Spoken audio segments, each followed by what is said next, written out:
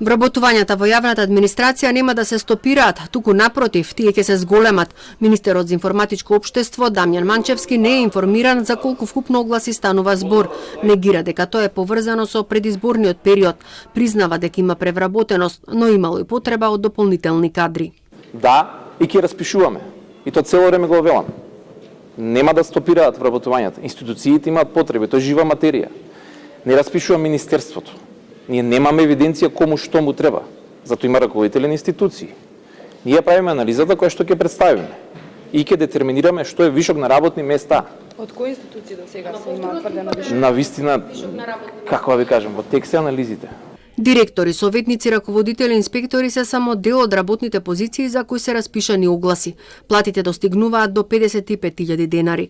Дополнителен проблем се и вработувањата по рамковен договор. Помпезните најави за нивна прераспределба спласнаа, а тие натаму седат дома и земаат плата.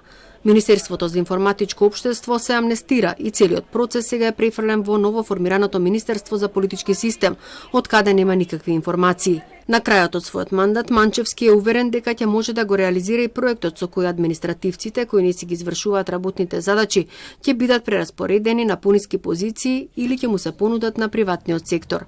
Приватните фирми кои ќе ги вработат овие лица ќе добијат одредени субвенции. Секоја институција ќе треба да изготви регистар на вработени и да утврди каде има вишок на работни места. Ако работните места се укинат, забранети се нови вработувања за истата позиција. Ќе се врши реорганизација на институциите, некои ќе се укинат, а некои ќе се спојат.